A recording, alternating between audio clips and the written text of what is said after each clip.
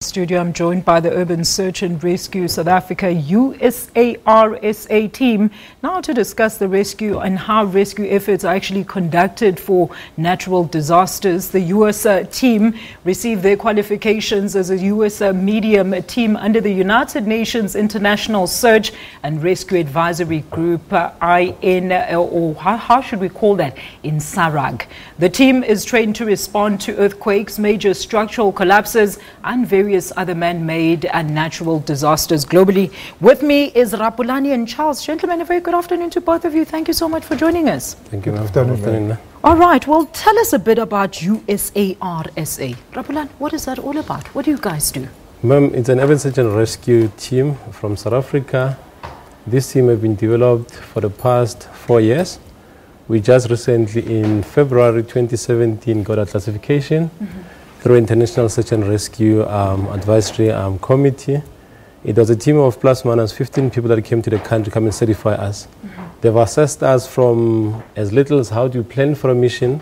They've assessed us in terms of the team structure, capacity, sustainability. They even assessed us in terms of political sphere, which political sort of card are we playing in South Africa.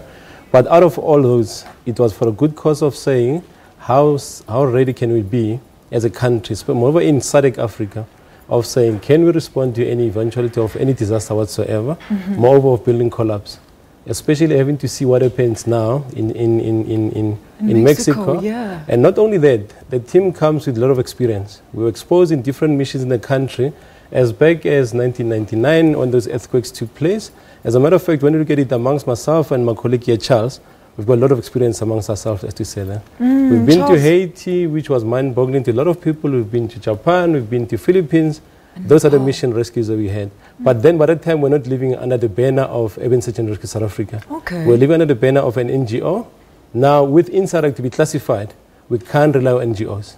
We're a renowned country, we're a proud South Africans on a point. We are ready to help any country in disastrous situations, and we're more than willing to go the mileage to say that. Charles, you guys must see gruesome scenes on rescue missions. I mean, tell us what actually goes into these rescue missions. Okay, into these rescue missions, seeing gruesome things, it's part of the training to be able to withstand deal with that. You know, when a person needs help, you are even prepared to put your life in line so that you help that particular person.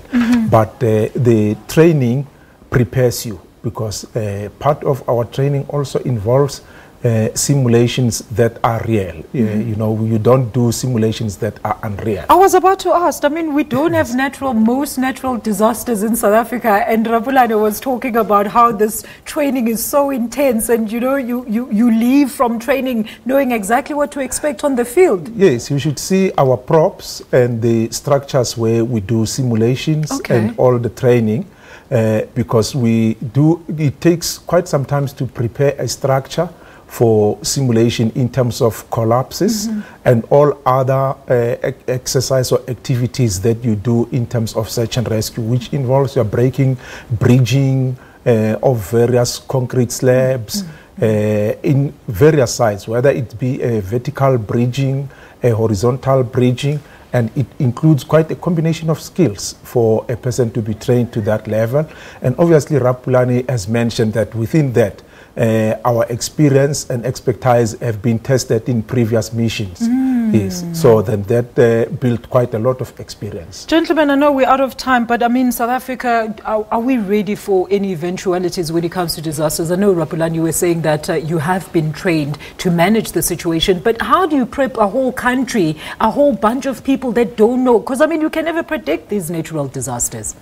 South Africa is one of those countries that have got a national disaster management framework and an act which forces the citizens of South Africa to abide by the principles, as to say that. Currently in Gauteng, we've got what we call peer group. I think you've seen Mr. Robert Malauti in Oxinok that comes here to come and educate the public, to make them aware of, say, should a disaster strike in South Africa, how do you behave? The evacuations. It starts at a crash level, whereby kids have been taught how to behave in a fire situation. Should any situation actually hits us, they can be able to react.